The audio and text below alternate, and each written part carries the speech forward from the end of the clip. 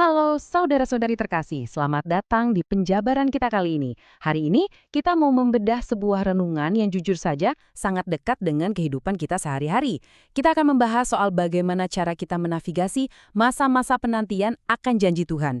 Bukan sendirian ya, tapi dengan bersatu dalam doa.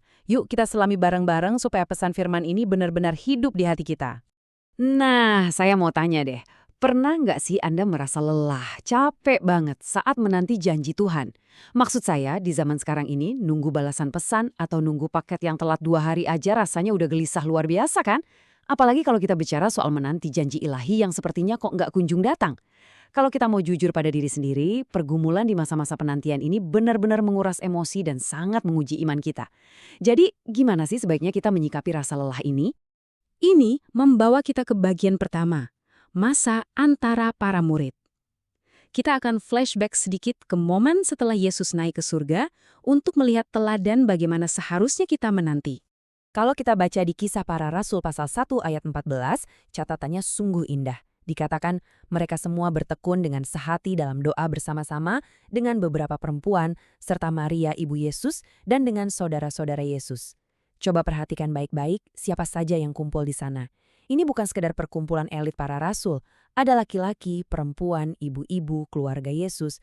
Mereka adalah orang-orang biasa, persis seperti kita yang sadar betul bahwa mereka harus memilih kebersamaan daripada menyendiri. Padahal ya, kalau dipikir-pikir situasi mereka saat itu amat sangat mencekam. Yesus, sosok yang selama ini jadi sandaran utama mereka secara fisik, sudah tidak ada di depan mata. Godaan untuk bubar jalan itu pasti besar sekali. Secara manusiawi wajar kalau mereka mau menyerah, mengemasi barang, kembali mencium bau jala ikan di kampung halaman, atau malah sembunyi ketakutan mengunci pintu rapat-rapat karena takut ditangkap otoritas setempat. Nah, periode inilah yang kita sebut sebagai masa antara, sebuah zona abu-abu yang penuh ketidakpastian. Mereka persis berada di tengah-tengah antara peristiwa kenaikan Yesus dan momen turunnya Roh Kudus. Mereka punya janji Tuhan yang amat jelas, tapi mereka sama sekali nggak punya tenggat waktu, nggak ada tanggal di kalender yang bisa mereka lingkari, dan bukankah kehidupan kita juga sering banget terjebak di zona seperti ini? Masuk ke bagian kedua, dua ekstrim dalam menanti. Saat kita terjebak di jebakan psikologis masa penantian yang nggak pasti ini, biasanya ada dua jurang yang sangat mudah menjerat kita. Di satu sisi ekstrim, kita bisa jadi sangat pasif. Kita menyerah, terhanyut tanpa arah, dan akhirnya pelan-pelan tertidur secara rohani. Nggak ngapa-ngapain. Tapi di sisi lain yang juga ekstrim, kita malah jadi super gelisah. Kita nggak sabaran, panik, dan mulai coba-coba mendobrak pintu pakai kekuatan kita sendiri karena merasa Tuhan terlalu lambat bergeraknya.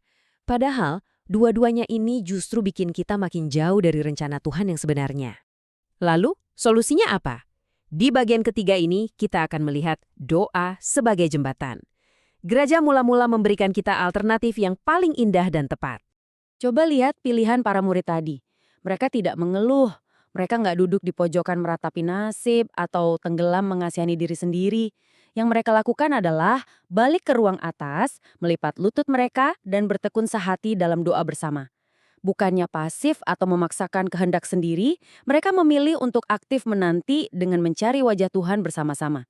Ingat ya, kesatuan hati adalah kunci utamanya. Ibaratnya, doa itu seperti jembatan yang sangat kokoh yang melintasi jurang kesenjangan tadi. Doa menyambungkan antara janji dan penggenapannya, antara momen kenaikan Yesus dan hari Pentakosta. Saat kita lagi jalan tertatih-tatih di atas masa antara yang penuh ketidakpastian itu, doa yang dilakukan bersama-sama inilah yang jadi struktur kuat supaya kita nggak terperosok ke jurang keputusasaan atau kecemasan. Sekarang, di bagian keempat, musim penantian kita. Mari kita tarik realitas sejarah masa lalu ini ke kursi-kursi gereja di mana Anda sedang duduk hari ini. Kehidupan sehari-hari itu sering banget menahan kita di celah masa antara ini. Mungkin hari ini, detik ini, Anda lagi terjebak di antara doa yang terus dipanjatkan dan jawaban yang belum turun dari langit. Entah itu soal jodoh, pekerjaan, atau kesembuhan. Atau Anda berada di antara visi mulia dari Tuhan dan realitas hari ini yang masih berantakan. Atau yang paling perih, Anda nyangkut di antara luka masa lalu dan pemulihan utuh yang amat Anda dambakan.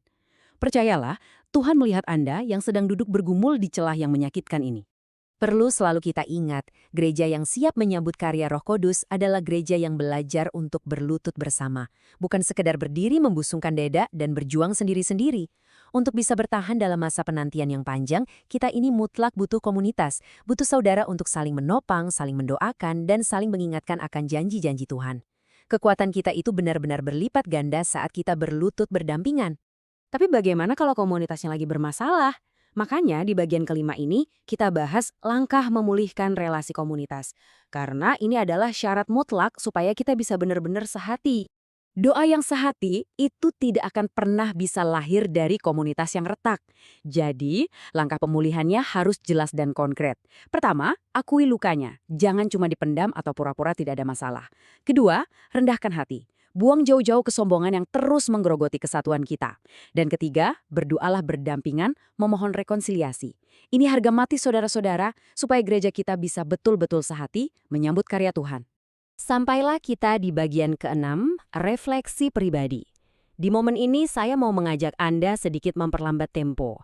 Ambil waktu sejenak, heningkan hati, dan biarkan Roh Kudus berbicara secara personal ke dalam relung hati Anda masing-masing. Coba tanyakan dalam hati, apakah saya masih terus memelihara kehidupan doa saya, baik saat sendirian di kamar maupun saat bersama-sama dengan komunitas? Silakan renungkan ini dalam-dalam. Apakah rutinitas menunggu ini sudah membuat Anda kelelahan dan ingin menyerah, atau Anda masih setia bertekun melipat lutut? Lalu pertanyaan kedua, adakah relasi yang perlu segera dipulihkan supaya kita bisa benar-benar sehati di hadapan Tuhan? Ingat loh, tangan yang masih mengepal keras karena kebencian tidak akan pernah bisa terbuka untuk menerima pencurahan roh dan berkat dari Tuhan.